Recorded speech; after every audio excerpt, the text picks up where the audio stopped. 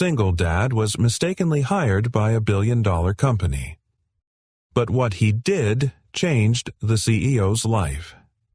Mr. Noah Brandt, the voice cut through the hum of Dominion Ventures' glass atrium, stopping Noah in his tracks. His second-hand dress shirt tightened slightly at the collar. The gray tie borrowed from an elderly neighbor suddenly felt like a noose. He turned. A sharp-looking woman in a black suit approached. Her name badge read Nora Lynn, HR. Her expression was polite, but her eyes were scanning. "This way, please. The onboarding session is starting." Onboarding. Noah gripped his worn leather briefcase. He had only come this morning to finalize paperwork for a maintenance job, temporary work to help pay his daughter's inhalers and keep the fridge humming. But the night before, an unexpected email had landed in his inbox.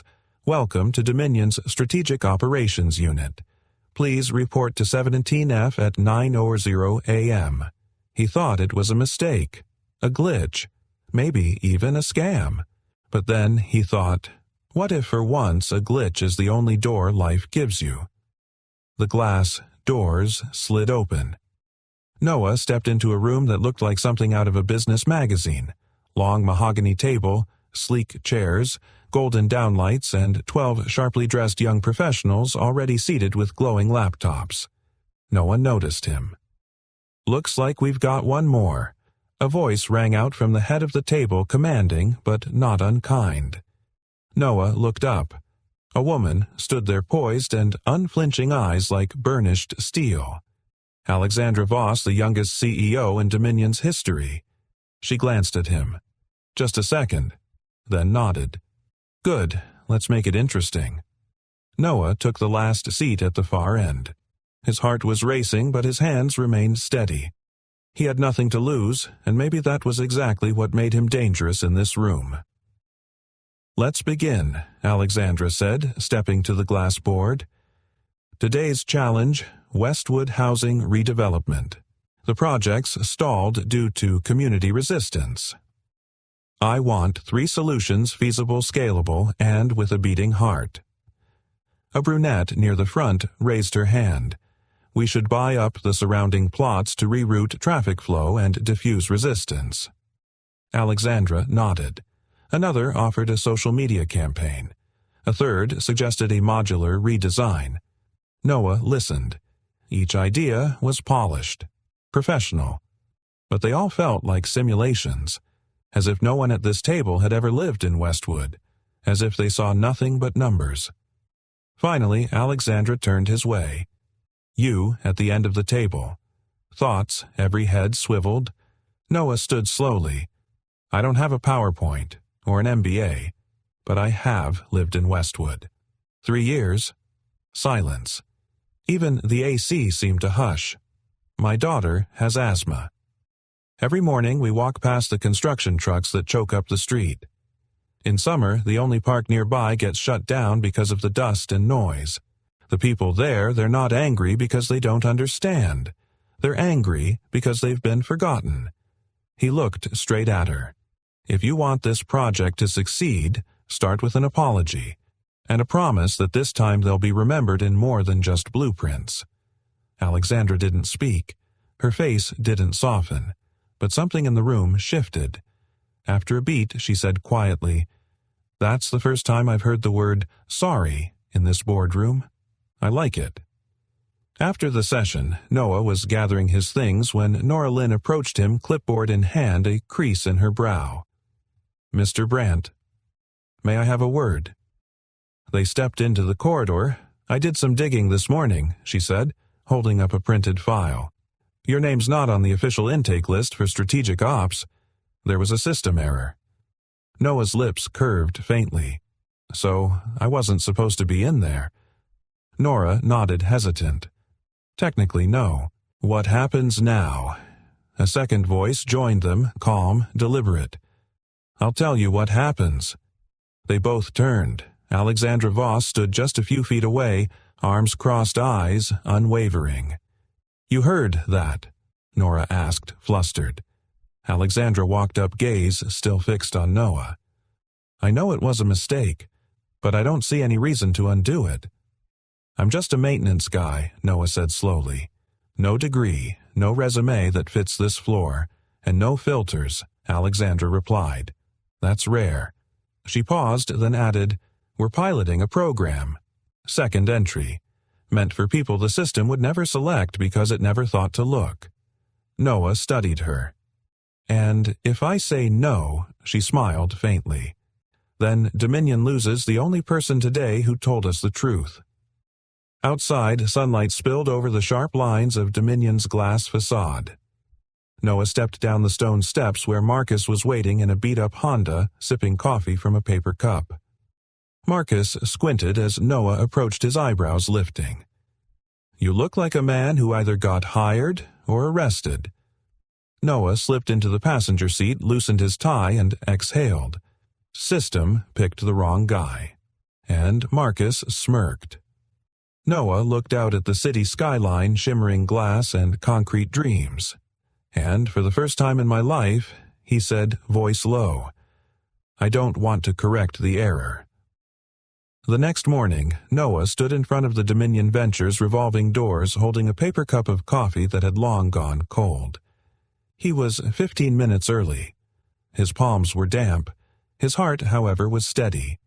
He had spent most of the night sitting on the floor beside Ellie's bed, watching her sleep with one hand curled around her inhaler, her tiny chest rising and falling like it held the weight of more than just oxygen.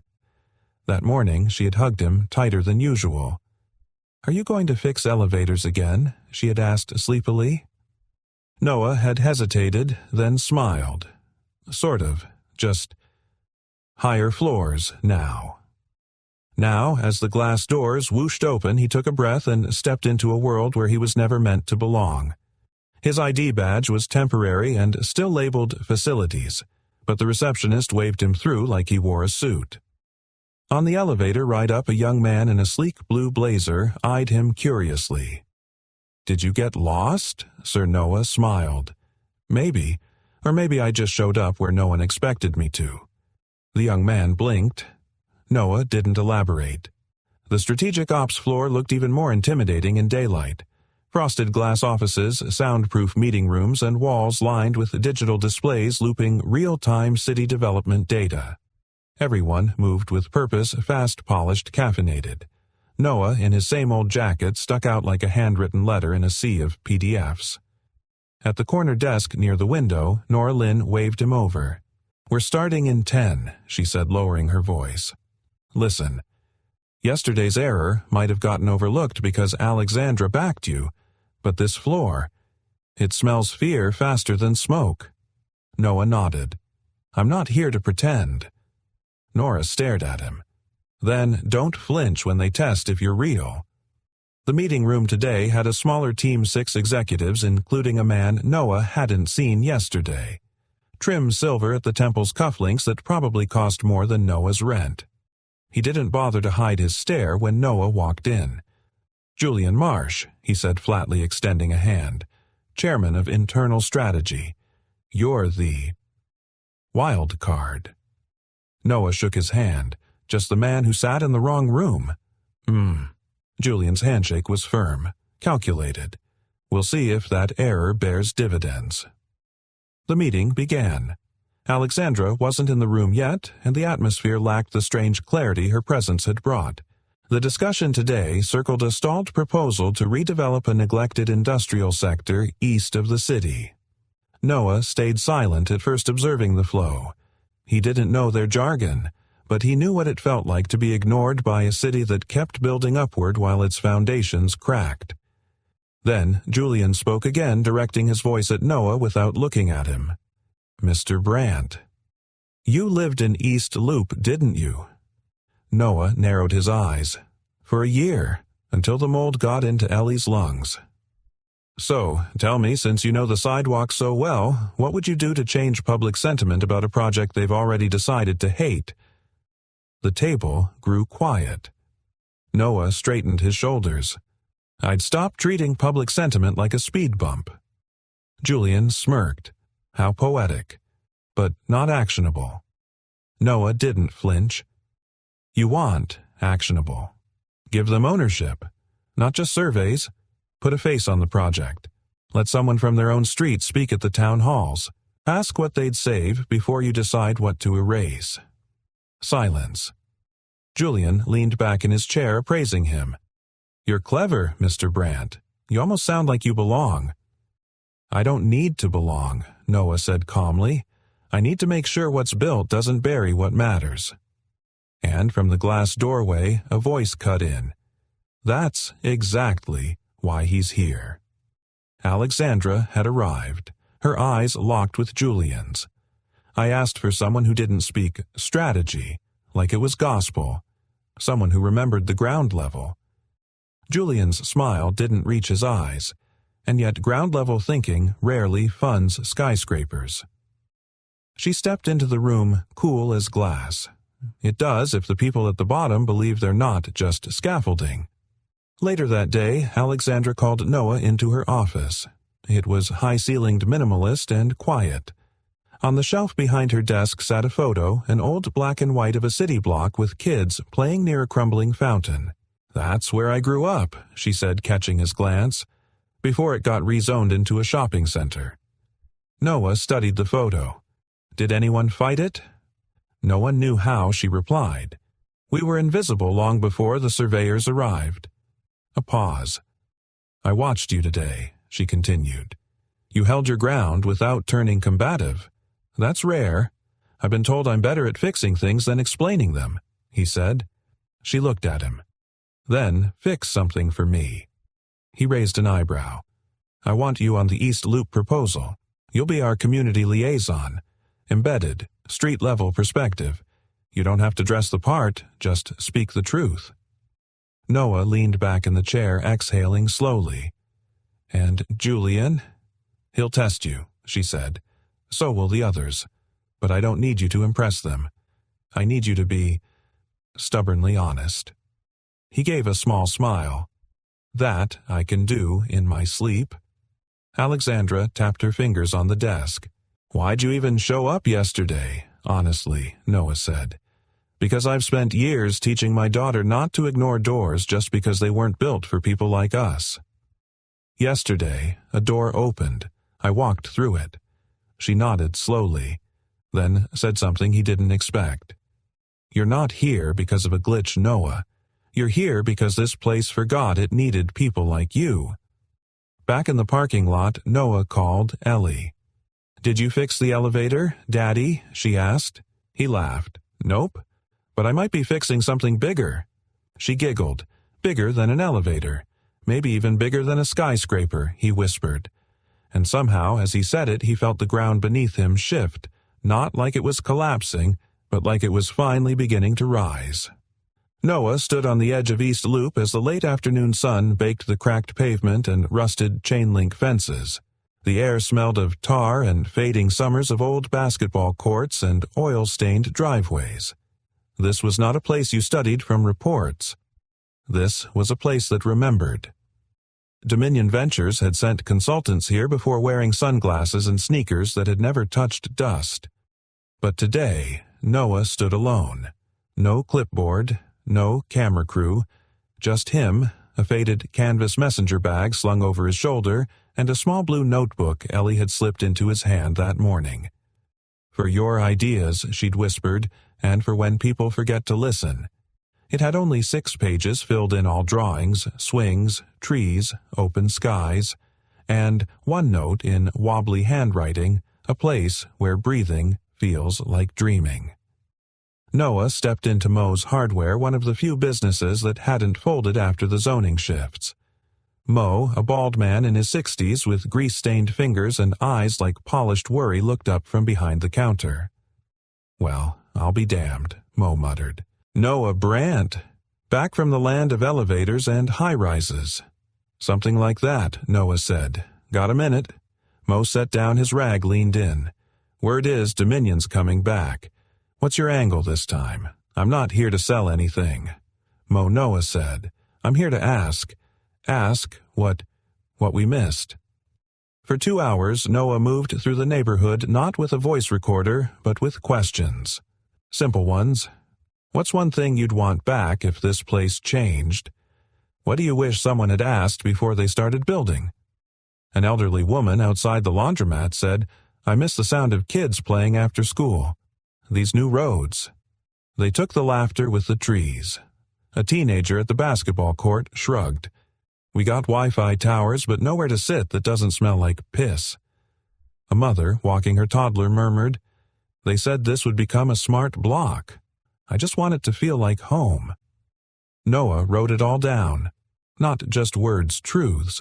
Later that evening, Noah stopped by the old community center, a boarded-up brick building with a faded mural of 3 kids holding hands beneath a painted banner, We Are Still Here. He stood silently in front of it, brushing the dust from the bricks as footsteps approached behind him. I used to come here every Saturday, said a voice. A woman's voice. Calm, precise. Noah turned. Alexandra stood there dressed down in jeans and a gray button-up shirt. Her heels were gone, replaced by old Converse. Her hair was tied up, but her presence still sharp. I didn't expect to see you here, Noah said. I could say the same, she replied. They stood in silence for a moment, watching the sun dip behind the mural. You were right, she said quietly. About apologies. About memory. Noah tilted his head. Not often a CEO says that. Alexandra's voice softened. Not often a janitor speaks like a man who built the street with his own hands. I didn't build it, he said, but I remember it before the scaffolding came. She turned to him. That's why I need your help. He raised an eyebrow. I want you to lead the next stakeholder meeting, she said. Present what you heard today. I'm not polished enough for your boardroom. Exactly, she said. They don't need polished. They need real. Noah hesitated, then pulled the little blue notebook from his bag and handed it to her. She opened it and paused at Ellie's words. A place where breathing feels like dreaming. A long silence. She's 10, Alexandra asked. 9.5? He smiled. Asthmatic. Artist. Smarter than me, for sure. Alexandra traced the handwriting with her fingers. Kids don't lie about how the air feels. She looked up, something shifting in her voice. I used to draw like this. Before all this. He studied her. Before suits and signatures. Before I started building things I'd never live in, she said quietly. They sat on the steps of the community center. The dusk light curled around them like a blanket. I used to think the point of success was to rise above where you came from, she murmured. Noah looked out at the empty street. And now I think the point is to lift the parts of you that never got to grow. They sat in silence, and then she asked the question he didn't expect. Did you ever want more, Noah, not just for Ellie? For you? He looked at her. Every day. But I learned to be okay with less. So she'd never have to. There was something fragile in that sentence, something Alexandra didn't want to break. You know, she said, standing slowly, most people climb the ladder and forget who was holding it steady. He looked up at her. And what about the ones who never had a ladder? She gave a faint smile. Maybe they were busy building stairs. That night, Noah returned home late. Ellie was asleep on the couch, still in her socks, with a comic book clutched in her hand. He pulled a blanket over her gently. But before he turned off the light, he added one more page to the notebook. A sketch of the community center. Open windows, kids laughing, trees in bloom, and a small bench under a banner that read, Still Here, Still Ours. The Dominion Ventures boardroom was a glass fortress, 12 feet of polished obsidian table, 12 chairs too sleek for comfort, and floor-to-ceiling windows that let the city watch you back. Noah stood alone inside, flipping through the little blue notebook. The walls around him weren't just made of glass, they were made of silence. The kind of silence that judged. He could still hear Ellie's voice from that morning, muffled by her cereal spoon. Just tell them the truth, Daddy, even if they don't like it. He'd nodded, smiled, kissed the top of her head. But now, facing a room that reeked of legacy and leverage, the truth felt like a paper boat in a thunderstorm. The door opened with a pneumatic sigh. Alexandra entered, first regal composed. She gave him a brief grounding nod. Behind her came the others, Julian Marsh in a custom-tailored charcoal suit, Nora Lynn notebook in hand, 2 legal advisors, a city representative, and an urban designer Noah had seen once on a TED Talk. They filled the chairs in order of confidence. Julian, of course, sat directly across from Noah. Alexandra spoke first. "Today's meeting is informal. Just listen, that's all I ask." Julian gave a faint smirk. Informal doesn't mean inconsequential. Noah cleared his throat, then stood. "I won't waste your time," he began, voice steady. "I've spent the past week in East Loop, not observing from a car window, walking, asking, listening." He placed the little blue notebook on the table and opened it. "There's a woman named Mrs. Alvarez who's lived on 10th and Marlowe since 1964. She said, 'I don't want more lights. I want fewer shadows.'" He flipped a page. "There's a teenage kid who told me, 'They keep fixing the streetlights but forget the sidewalks. It's like we're only visible when they need to film a promo.'" Julian leaned back, fingers steepled. Touching. But what does that give us in terms of ROI? Noah didn't miss a beat.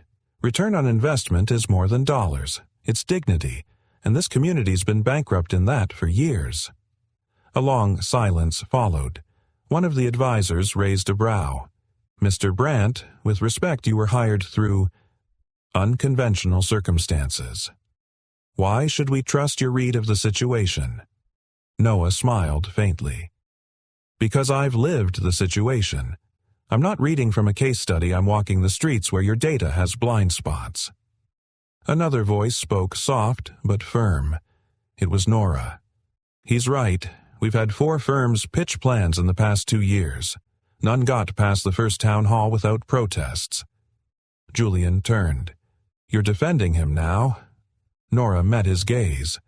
"I'm defending the facts." Noah leaned forward. "I'm not proposing a miracle. Just a shift. Instead of starting with blueprints, start with trust. Bring in local voices. Let kids design the playgrounds. Let retired folks advise on traffic flow.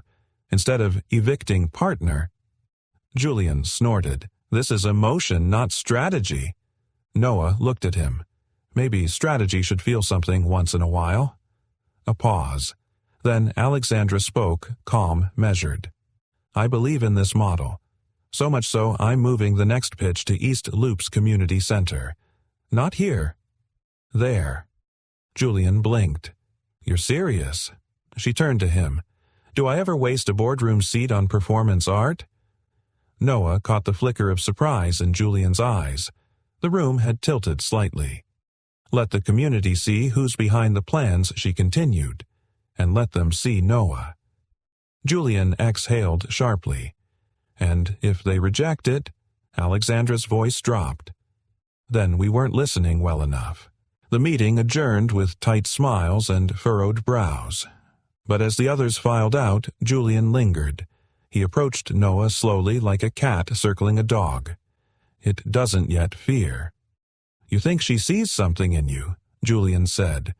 "But trust me, Alexandra Voss sees only what she needs." Noah folded the notebook.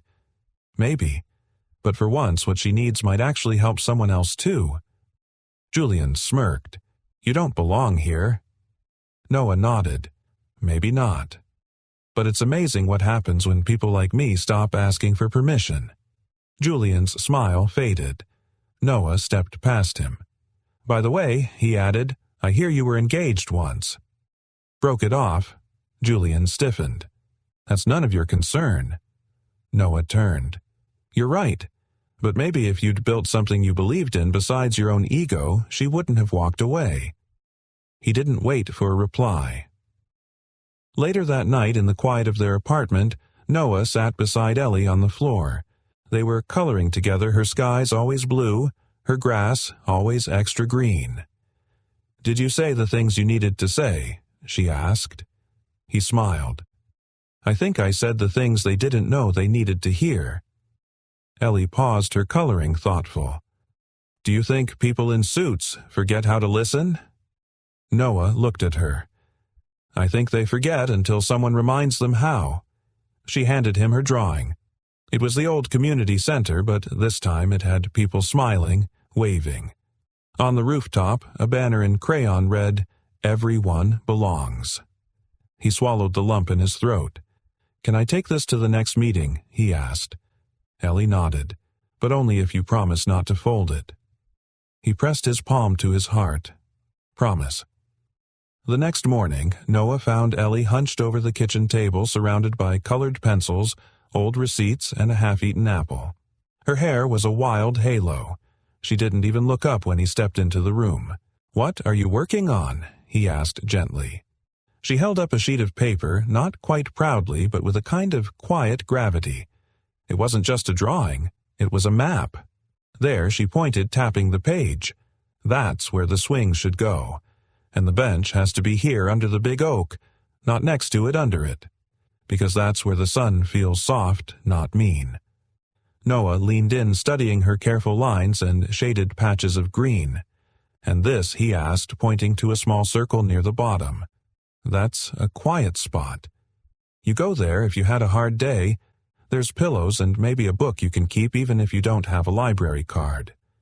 He looked at her, not just with love, but awe. "This is beautiful," he said. She shrugged. "It's just what I wish someone built when I was sad." Noah crouched down eye level now. "Sweetheart, do you know how rare it is for someone your age to think like this?" Ellie blinked. "I don't think it's rare. I think grown-ups just stop listening to it." He didn't answer. He couldn't, because she wasn't wrong. Later that day, Noah brought Ellie's map to Alexandra. They met outside a coffee shop, one of the old ones not yet replaced by a chrome and glass franchise. Alexandra wore a dark sweater and minimal makeup, her hair pulled back in a way that made her seem younger. Less CEO, more someone trying to remember who she used to be. He slid the map across the table. "She drew this morning," he said. "No help from me." Alexandra studied it. Her fingers rested on the little quiet spot. Her eyes lingered there longer than necessary. "What do you think?" Noah asked. "I think—" She hesitated. "I think it's the most honest rendering I've seen in years." She looked up. "And I think it says something uncomfortable." "What's that?" "That a child understood the soul of that place better than any adult we've paid." Noah exhaled slowly. "Then maybe we've been paying the wrong people." Alexandra gave a soft, unexpected laugh. "Do you ever not speak in weighty metaphors?" He smiled. "Only when I'm tired. You should be exhausted by now." "Oh, I am." They walked for a while, coffees in hand, saying nothing. Then Alexandra broke the silence. "Do you know why I first got into urban design?" He shook his head. "There was this park near the house I grew up in. Not big, nothing fancy, just kind. It had a swing with a squeaky chain and a tire someone had painted with stars. I used to go there when my parents fought. I always felt like the park understood me." Noah watched her words slow and deliberate. "When I turned 15, they tore it down, said it wasn't efficient land use. That phrase still makes me sick." He said nothing. There was nothing to say. "So I promised myself," she continued, "that one day I'd build places that mattered, not just looked good on aerial renders, places that listened." "And did you?" Noah asked quietly. She met his gaze, full of something almost like shame. "I got distracted by headlines, and stock prices, and power." A pause. Noah nodded slowly. "But maybe you're remembering now." She looked at Ellie's map again. "Maybe she reminded me." That afternoon, Noah brought Ellie to the site of the old community center. It was a warm day, sunlight soft through the clouds. The building was still shuttered, but the chain-link fence had been removed. A small crew had swept the walkway, and someone had propped up a few potted plants near the steps. As they walked, Ellie clutched her map like it was something sacred. "This place feels different," she whispered. "It's not just the place Noah said. It's what you brought to it." Alexandra arrived not long after, accompanied by 2 project managers and Nora Lynn. To Noah's surprise, Julian Marsh wasn't there. Ellie stood close to her father as Alexandra knelt down beside her. "Ellie," she said, "would you walk us through your map?" Ellie looked at her dad. He gave her a small nod. She took a breath and stepped forward. She pointed to the big oak. "That's where people can sit and talk, because trees make people softer inside." She showed them the walking path with built-in chalk stations for kids and a sensory ramp for wheelchairs, a reading corner, a community board, all from the imagination of a child who'd been watching grown-ups forget. When she finished, there was silence, the good kind, the kind that followed something true. Alexandra spoke first. "This isn't just a concept, it's a guide. I want it integrated into the next phase, fully." The project manager hesitated. "You mean, as inspiration," she clarified, "but yes, we keep her layout, her intention, every piece that makes it human." Nora stepped closer to Ellie, kneeling beside her. "You just made this place matter again," she said softly. Ellie smiled. "I just listened to what it wanted to be." That night, Noah tucked her in gently. "You were amazing today," he whispered. She yawned. "I wasn't scared, I know," he said. "That's what made me proud." She looked up at him, her eyes barely open. "Will you still work with Ms. Voss?" He nodded. "Looks like we both have a lot to fix." Ellie snuggled deeper into the blanket. "Good. She listens when you talk." Then she was asleep, and Noah just sat there watching her breathe the soft rise and fall that reminded him why every risk was worth it. Somewhere in the living room, the little blue notebook lay open on the table, a new page ready, and this time the title wasn't his. It read, "Ellie's Park, designed by Hope." It started with a headline. Dominion Ventures proposes unorthodox redevelopment plan, inspired by a child's vision. Then came the noise, emails, press, inquiries, whispers in downtown coffee shops where men in cufflinks spoke in coded contempt. But inside the Dominion Ventures building, it was quiet. Too quiet. Alexandra sat at the end of the boardroom table, her eyes sharp, hands clasped, pulse steady but watchful. Julian Marsh was back, and he wasn't smiling. The board had called an emergency session, unscheduled, behind closed doors. Noah sat further down the table, out of place in his off-rack shirt and faded blue blazer Ellie had insisted he wear. He was quiet, respectful, but his eyes didn't waver. He wasn't here to shrink.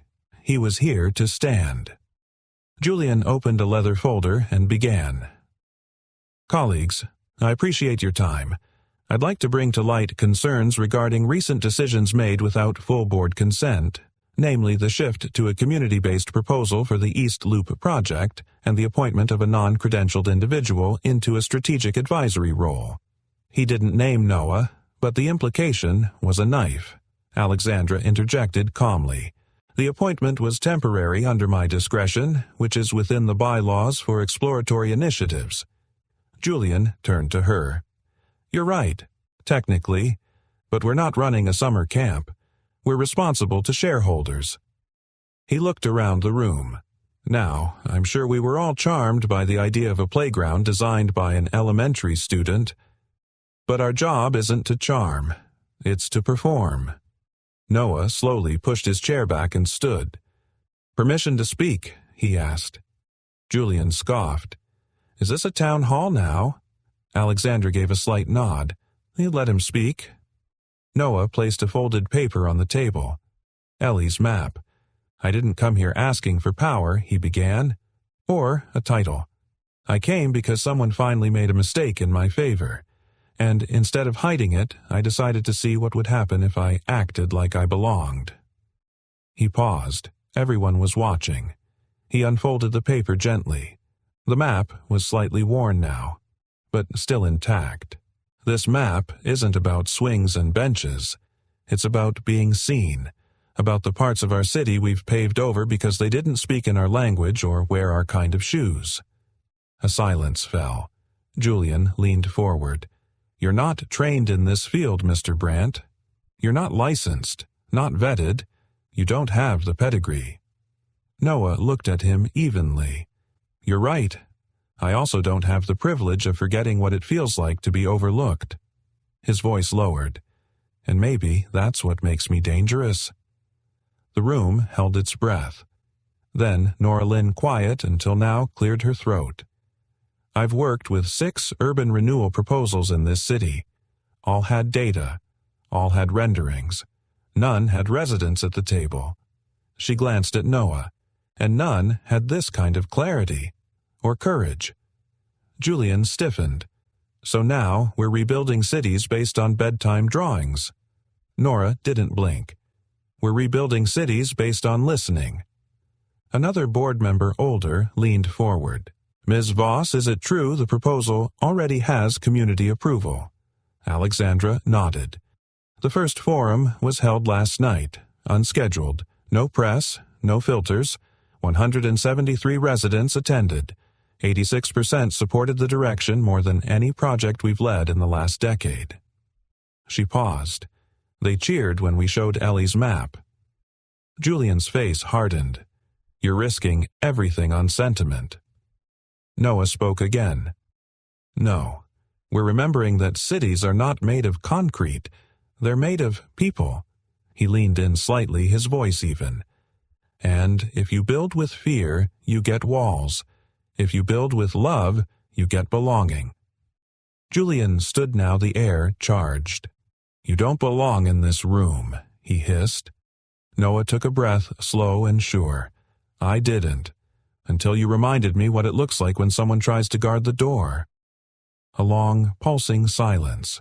Then from the far end of the table the chairman spoke for the first time. His voice was gravel and gravity. We built Dominion Ventures to shape cities. Maybe it's time we remembered what kind of cities we set out to shape. He looked directly at Julian. This board will vote, but not today. Today, we listen. He stood. The meeting was over.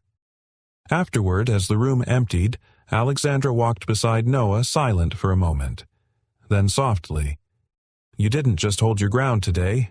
You planted something. He smiled.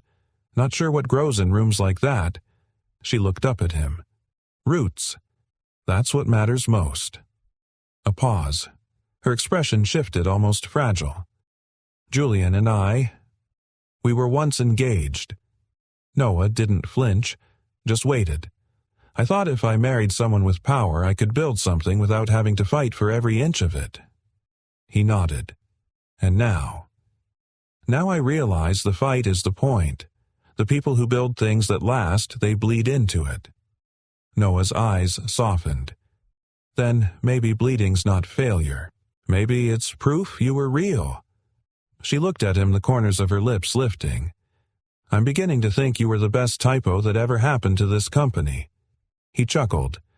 Well, as long as I'm not auto-corrected back out. They both laughed, but underneath it something deeper was forming. Not romance, not yet, but respect. And from that anything could grow. That night, Ellie asked from her bed voice barely above a whisper, Did they like the map? Noah kissed her forehead. They didn't just like it. They felt it. She smiled, already halfway asleep. I hope the quiet spot has yellow pillows. It will, he whispered. It will. The East Loop Community Center hadn't seen a line this long in over a decade. By 4 p.m., families stood shoulder to shoulder in the sweltering summer air, kids in soccer jerseys, older couples in folding chairs, volunteers handing out lemonade. The metal sign out front, Community Input Session, was taped over with Ellie's crayon banner, Everyone Belongs. Inside, the folding chairs squeaked under the weight of anticipation. At the front stood Alexandra in her sharp, slate-gray suit. Beside her, not behind, stood Noah, shirt sleeves rolled, palms open. Alexandra adjusted the mic, looked out across the room, and said simply, Thank you for showing up. For letting us show up, too. Noah stepped forward next. He didn't use the mic. He didn't need it.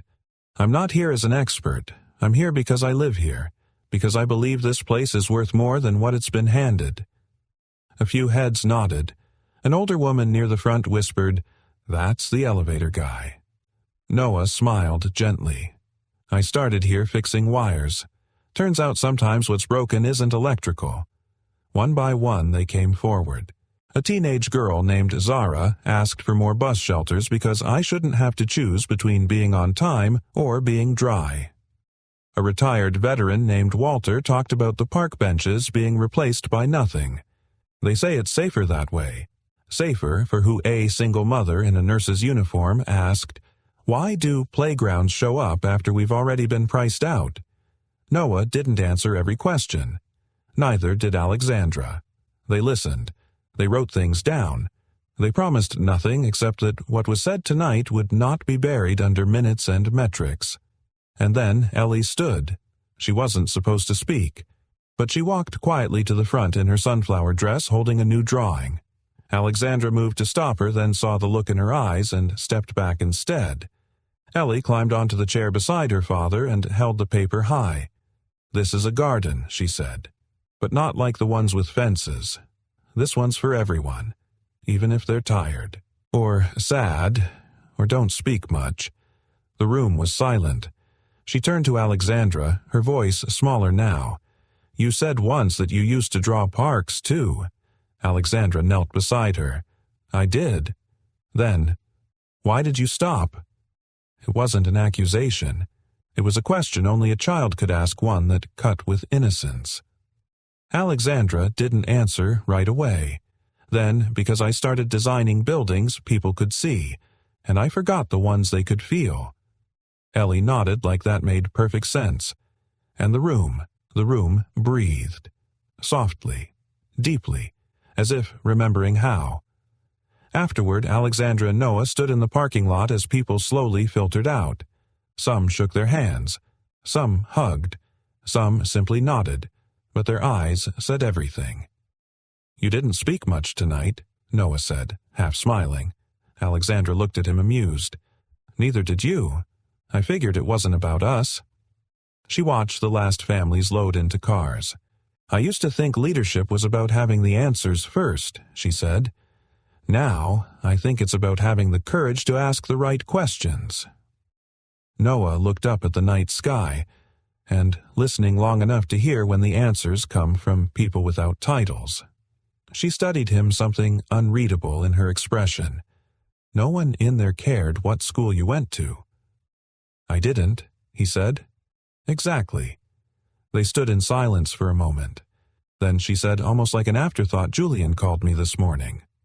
Noah didn't react. He said I was being reckless, that I was ruining the credibility of the company. And what did you say I told him? This isn't about credibility. It's about character. A beat. Also, I hung up. Noah laughed that deep, weary laugh of someone who's been holding in too much for too long. Then a pause. A quieter moment. "Can I ask you something?" he said. She nodded. "Do you ever miss who you were before all this? Before suits and strategy decks and quarterly projections?" Alexandra looked away. "More than I let myself admit." He waited.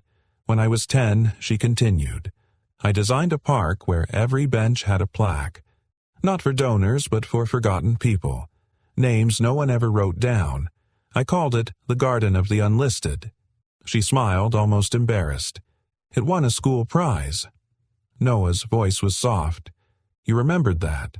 "I hadn't. Until your daughter drew something similar. Kids have a way of reminding us of who we were supposed to become."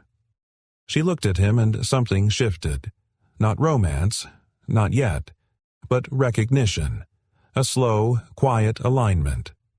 The next morning, the headline read, "Dominion Ventures Shifts Strategy Listening Over Lecturing." Julian Marsh declined to comment. Alexandra didn't. She released a statement that ended with a quote from Ellie's drawing, "Even if they're tired," or sad, or don't speak much. Later that evening, Noah tucked Ellie into bed. She looked up sleepily and whispered, "Did you always want to build things?" "Daddy," he paused. "I used to want to build houses. Why didn't you? I got busy fixing things people broke instead." She yawned. Maybe now you can do both. He kissed her forehead. Maybe I can. Outside their apartment window the city glowed, but in their small living room Ellie's newest drawing sat on the table. A park with yellow pillows' names on benches and an open gate. At the top she'd written, "For the ones who were never on the list but were always worth the space." Noah read it twice, then once more, and something in him, something buried under years of resignation, began to rise. Dominion's 42nd floor conference room had never felt colder. The glass walls, once symbolic of transparency, now felt like ice, clear, unforgiving, unyielding. At the head of the long walnut table sat Julian Marsh, tailored to perfection, flanked by board members with sharp pens and sharper gazes. Across from them, Alexandra stood, alone. She didn't pace. She didn't fidget. She let silence do what Julian always feared most, strip the room of his dominance. "Let me get this straight," he said, voice like chilled steel. "You diverted $1.2 million in discretionary funds to redesign a park that doesn't even border our properties." Alexandra didn't blink. "It borders our future." Murmurs flickered down the table. Julian scoffed. "This is a billion-dollar venture firm, Alexandra. We don't build playgrounds based on the doodles of a janitor's daughter." She leaned in, voice even. "Her name is Ellie, and that doodle is now the most shared image in our company's history. It's in the Chronicle on Morning City News, and already inspired a grassroots fund double what we invested." Julian's jaw tightened. "We don't run this company by emotion," he hissed. "No," Alexandra replied, "but maybe we should try leading with it." A pause. "Because data doesn't sit on broken benches. Metrics don't get wet waiting for a late bus. And credibility," she looked him dead in the eyes, "isn't built by silencing the people who've already been ignored for too long." The room went still. One board member cleared his throat. "Julian, perhaps we should—" Julian raised a hand. "Enough." He turned to Alexandra. "You want to play Saint Fine. But don't expect this company to follow you off a cliff." She didn't flinch. "Then maybe this company needs to remember what ground feels like." And with that she placed a sealed folder on the table. "My formal recommendation to restructure our community engagement arm. Not charity, investment. In people, in place, in purpose." She turned and left. Later that evening, the sky outside Dominion burned orange with the last light of day. Alexandra sat alone in her office, staring at a photo on her desk, her 10-year-old self grinning next to a cardboard model of the Garden of the Unlisted. She whispered aloud, "You still in there?" A soft knock broke the moment. It was Noah, not in a suit, not in fear, just himself. She smiled, weary. "I just survived a corporate inquisition. I figured," he said, holding up a paper bag. "Thought you might want tacos." She blinked. "You brought tacos to the 42nd floor. I brought you tacos. The floor was just in the way." She laughed genuinely freely for the first time that day. They sat by the window feet, propped on an untouched marble credenza, sharing a bag of street tacos, and the silence that only comes from earned understanding. After a few bites, she asked, "What do you think they'll do?" "The board," he shrugged. "Depends. Are they scared of you or Julian more? Depends on the day."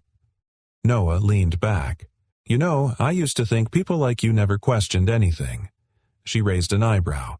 "People like me?" He nodded, polished, powerful, certain. A pause. "I've been wrong about a lot of things," he said softly, "but the biggest might have been assuming certainty was a sign of strength." She looked at him, heart exposed. "You think I'm strong?" He didn't answer right away. "Then I think you're brave. And that's rarer." The night deepened. Outside, the city moved as it always did, traffic sirens light. But inside, something shifted. A kind of stillness. A kind of trust. Alexandra turned to Noah, searching his face not for perfection, but for presence. "I spent most of my life proving I deserved the room," she said quietly. And now I just want to make sure someone like Ellie gets to create the room." Noah reached across the table, took her hand. "She will, because she already did." Their fingers stayed there, no promises, no declarations. Just the truth of two people no longer pretending. Meanwhile, on the street below, Ellie walked with Marcus, their neighborhood's unofficial uncle and Noah's closest friend. "You know what your dad did today?" Marcus said, his tone playful. "Stood up to the board," Ellie replied without missing a beat. Marcus grinned. "Kid, your dad's a regular revolution in work boots." She giggled, then grew quiet. "Uncle Marcus," she asked, "why do some people only see what's missing in other people?"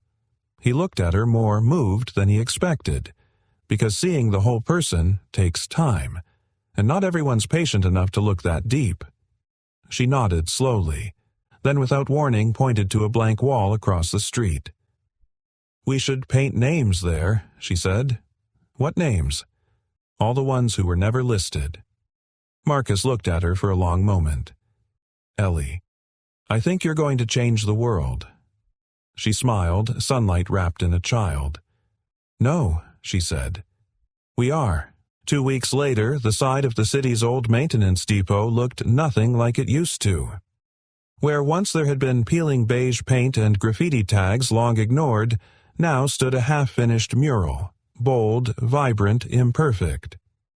It started with Ellie's sketch scaled to giant proportions, her stick figure version of the Garden of the Unlisted, sprawling across 30 feet of concrete. But now, woven into the colors, were names, dozens of them, handwritten, some shaky, some with flair, all real, names of people who'd been passed over, overlooked, forgotten. Marcus Chen one read under a symbol of a pair of old carpenter's gloves. Yolanda Freeman, another retired school bus driver, age 82. And beneath it all, in large, looping paint, the wall of the unlisted. Alexandra stood a few feet back, arms folded, sunglasses hiding how much this moved her. She wasn't wearing her usual navy pantsuit. Just jeans, a hoodie, and sneakers that still looked too new. Noah was up on a stepladder, adding a name in clean block letters. "Who's that?" she asked, nodding to the wet letters. "Jason Rudd." Noah said, "My high school English teacher. He taught me how to hold space in a sentence. Said, 'Words are like doors, you better know what's on the other side before you open one.'" She smiled. "I'd like to have met him." Noah glanced down. "You kinda are, through me." For a moment she looked at him like she wasn't sure whether to laugh or cry. Then Ellie's voice rang out from across the lot. "Dad, Ms. Voss. Come here." They turned. Ellie was standing in front of a fold-out table covered in paint cups and old T-shirts with hand-printed logos that read, "Second Look Initiative." "What's this?" Alexandra asked. "It's our first official volunteer event," Ellie said proudly. "We're going to clean up the park behind the depot. Marcus said we could use his pressure washer, and Dad's letting me run the sign-up desk." Alexandra tilted her head. "You're really running this," Ellie beamed. "Of course. You said yourself I created the room." Alexandra crouched to her level. "I did say that." Then without missing a beat, Ellie whispered, "So, can I be CEO someday?" Noah coughed on laughter. Alexandra grinned. "Only if I can intern for you." Across town, Dominion Ventures was changing. Subtly, but undeniably. Julian Marsh's hold on the board had weakened. His tactics, once effective in private, had become clumsy in public. The press had caught wind of Alexandra's stand, how she'd diverted funds toward the forgotten spaces of the city and reclaimed purpose from profit. To some, it was a PR disaster, but to most, it was long overdue. In a quiet cafe not far from the office, Nora Lynn sipped coffee opposite Alexandra. "I just got word," Nora said, eyes steady. Julian's stepping down at the end of the quarter. Alexandra's face didn't move, but her breath released slowly as if a stone had finally been set down. "Unanimous vote?" she asked. "Not quite, but enough." There was a pause. Then Nora added, You've changed this place more than anyone since the merger. But you also changed." Alexandra looked at her genuinely curious. "How so?" Nora tapped her heart. "You used to guard this like a vault. Now you use it like a compass." Alexandra sat back, eyes moistening. "I didn't know how to lead any other way before." Nora nodded. "You do now." That night in the quiet of Noah's apartment, he and Alexandra sat at the small kitchen table. Ellie had gone to bed after proudly reciting a speech she'd written for the park ribbon cutting. "It's short," she said, "but powerful. Like me." Alexandra turned the wine glass in her hand, unsure where to begin. "I've been thinking," she said. "That's dangerous," Noah replied teasingly. She chuckled. "You think everything about me is dangerous." "No," he said softly, "just beautifully unpredictable." The silence that followed wasn't awkward. It was thick with something new, something unspoken, something ready. "I used to think love had to come after success," she said. "After the hard work, after the goals were met, after I'd built something big enough that no one could leave me again." Noah listened quiet, like he'd trained his whole life for it. "But maybe love is part of the building. Maybe it's the scaffolding." He reached across the table, touched her fingers gently. "Maybe it's the foundation." She didn't pull away. Instead, she turned her hand over, lacing her fingers with his. "You weren't on the list, Noah."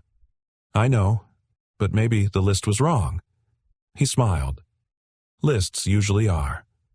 She squeezed his hand, then whispered almost to herself, "I don't want to lead a life that forgets people like you." "You won't," he said, "because now you see us." And far across the city, as night settled and floodlights illuminated the wall of the unlisted, passers-by slowed their steps. A few paused to trace the names with their fingertips, and one elderly woman whispered as she read aloud the name of her husband, lost to time, but remembered now in bright blue paint. "No one's invisible anymore," she said to no one, but meant it for everyone. The city exhaled. The Dominion Ventures boardroom had never been this quiet. It was the kind of silence that wasn't empty but charged, like the split second before a storm or the hush in a chapel when someone stands to speak. Alexandra Voss stood at the head of the table. Gone was the bulletproof tone. Gone was the defensive posture. Today she looked like a woman who had dismantled a fortress brick by brick and decided not to rebuild it. She cleared her throat, eyes sweeping the long, polished table. 12 people. 12 faces she used to try to impress. Now she just wanted to tell the truth. "When I joined Dominion," she began, "I thought leadership was about being the sharpest voice in the room." A few of them shifted in their seats. She let the moment hang. "I thought that if I could just be efficient enough, precise enough, I could fix anything, including people." She paused. "I was wrong." From the back row, Nora Lynn crossed her arms, chin tilted slightly, listening not as a subordinate, but as a mirror. Alexandra continued. 3 months ago, our hiring system made an error, a clerical one. A name slipped through, Noah Brandt. A flicker across the boardroom, confusion. Curiosity, a few skeptical glances. That mistake, she said, turned out to be the most honest moment this company has had in years. She stepped forward softer now, because it showed me how many walls we've built not to protect excellence, but to filter out decency. We measure by pedigree, not potential. We reward conformity, not courage. One of the older board members, a man named Dorsey, raised a hand. "And what are you proposing, Alexandra, that we throw out all requirements and hire based on inspiration?" She didn't flinch. "No," she said, "I'm proposing we start seeing people. Really seeing them. Their lives. Their grit. The things they've survived, not just the boxes they've checked." She placed a folder on the table. Inside it, a pilot initiative proposal titled Second Look. A silence. Then Marcus Chen, recently promoted to creative strategy lead, stood from the back of the room. "Some of you know me," he said. "Most of you don't." "That's okay," I used to mop these floors. Half the room stiffened. I had a design degree. Marcus' continued voice even. No one ever asked. He gestured to the folder. Noah did, and Alexandra listened. That's the kind of company I want to help build. He sat down. Alexandra met every gaze around the table, not one of challenge but of invitation. Vote however you will, she said, but I'm not afraid to lose anything anymore, except the kind of company that forgets how to be human. That evening, under strings of soft light hung across the restored public garden behind the old depot, dozens of people gathered for the dedication of the Garden of the Unlisted. Families, veterans, retirees, teachers, single moms, young men with records, teen girls with dreams. Ellie stood on a makeshift wooden stage holding a microphone almost as big as her head. She looked out over the crowd and said, "This garden is not just for flowers." People chuckled softly. It's for the names that never made the list, for the ideas people were too scared to hear, for the hands that built, fixed, cleaned, and held when no one said thank you. Alexandra, standing beside Noah near the front, swallowed hard. Ellie's voice grew bolder. "My dad says real gardens need messy soil. That's where roots grow." A quiet murmur of agreement. So, if you've ever been told you're not the right fit, this place is for you. You fit here. Applause rose like a wave, not explosive, but warm. Deep. True. Alexandra leaned over and whispered to Noah, "Did she write that all herself?" He nodded, smiling. "She wrote it," he said, and lived it. Later, as the crowd thinned and fairy lights danced in the dusk, Alexandra found herself walking alone past the mural wall. She ran her fingers along a name in faded green Pauline Voss. Her mother. Noah's voice came from behind her. "I saw you stop." She didn't turn right away. She worked double shifts, never went to college, sewed hems and dreams in the same living room. She looked over her shoulder. I used to think the only way to honor her was to rise above it all. But maybe the real honor is remembering that she was the beginning, not the obstacle. Noah stepped beside her. "She made a room for you." Alexandra's eyes shimmered, and now he added gently, "You're doing the same." Back at Noah's apartment, Ellie slept soundly, her ribbon from the event still pinned to her pajamas. Alexandra sat on the edge of the couch, uncharacteristically quiet. Noah brought her a glass of tea, not wine this time. "Better for clarity," he said. She took it with a small smile. Then she whispered, "What do we call this?" He tilted his head. "This," she gestured between them. "You and me. It's not a list. It's not a system. It doesn't fit any of the categories I've ever known." Noah sat beside her. Then maybe he said softly, "It's just a life, one that doesn't ask permission to be real." She turned to him, eyes soft. "I don't want perfect anymore." He nodded. "Good, because I'm not." She leaned in, resting her head against his shoulder. Neither of them spoke for a long time, because sometimes the most honest thing to say is nothing at all. And in that quiet, something grew stronger than success, deeper than fear. It was something unlisted, but undeniably there. Winter came gently to Austin. No fanfare, no storms. Just a softer sun and the rustle of golden leaves along the sidewalks outside Dominion Ventures. Inside the newly renovated third-floor conference space, now repurposed as the Second Look Fellowship Hub, laughter echoed through glass walls. It wasn't corporate laughter, the kind that rises out of obligation, but something else. Earnest, undiluted, real. Noah Brandt stood at the whiteboard, dry erase marker in one hand, his denim shirt rolled at the elbows. He looked more like a teacher than an executive, maybe because he was both.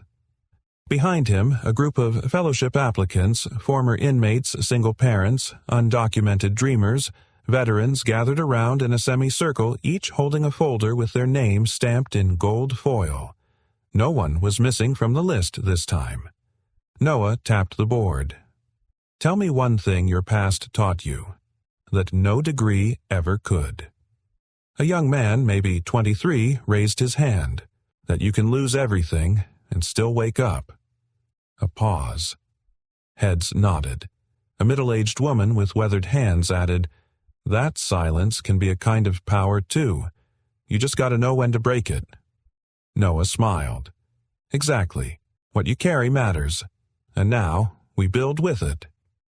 That same afternoon, Alexandra Voss stood on the rooftop terrace with Nora Lynn looking down at the small park below.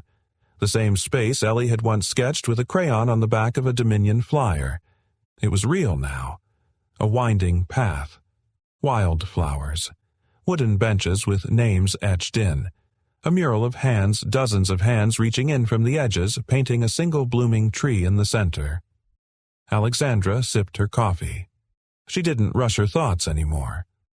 Nora watched her, then said, "You turned a glitch into a legacy. That's a first." Alexandra smiled faintly. "No, Noah did." Nora raised an eyebrow. "You let him." A quiet beat. "I used to think leadership was about being the answer," Alexandra said. "Now I think it's about becoming the question. That makes better answers possible." Poetic Nora murmured, then softened. But true. Below, Ellie ran across the lawn toward her dad holding something in her hand. Alexandra leaned closer to the glass. Noah knelt down as Ellie handed him a folded paper. He opened it, slowly revealing a list. Handwritten. Crooked.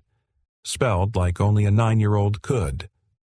At the top, it read, "The people who see me." Underneath it, listed, Daddy, Alexandra, Miss Nora. Even when I'm noisy, Marcus. He let me doodle on his iPad, the lady who fixed the elevator. Her name is Carla, me. Noah laughed gently, eyes shining. Ellie leaned in close and whispered, "I think that's the only list that really matters." Alexandra felt something tighten in her chest and release at the same time. That night, as the city settled into its December hush, Noah and Alexandra sat on his porch, two mismatched mugs between them. The world smelled like cedar and cold air, and the memory of something becoming whole. "You know," Noah said, "if someone had told me 6 months ago I'd be co-directing a hiring initiative at Dominion." "You would have laughed," Alexandra finished. "No," he smiled. "I would have cried." She looked at him surprised. "Because I used to think this kind of world," he gestured around them, "wasn't built for men like me." And now, he exhaled. "Now I know the world isn't built. It's rewritten, one list at a time." A long pause stretched between them, soft, golden safe. Alexandra reached out her fingers, brushing his hand. "I'm glad your name got through." He turned to her. "Funny thing is, I think you were the one who wasn't on the list." She tilted her head, the one that included grace and redemption, and choosing kindness even when no one's watching. She blinked slowly, emotion tightening in her throat. "I think we're all unlisted applicants," he added, "until someone chooses to see us." Weeks later, a small plaque was installed near the garden. It didn't boast, it didn't explain. It simply read, "This space is for those who weren't chosen, but showed up anyway. Those who weren't listed, but mattered. Those who rewrote the rules by remembering who they are. And every day beneath the branches of that single blooming tree, people came. They came to sit, to breathe, to remember that somewhere someone made space for them. And more importantly, they could make space for others." If this story touched your heart in any way, I'd love to know, where are you watching from? Let's see how far stories like this can travel.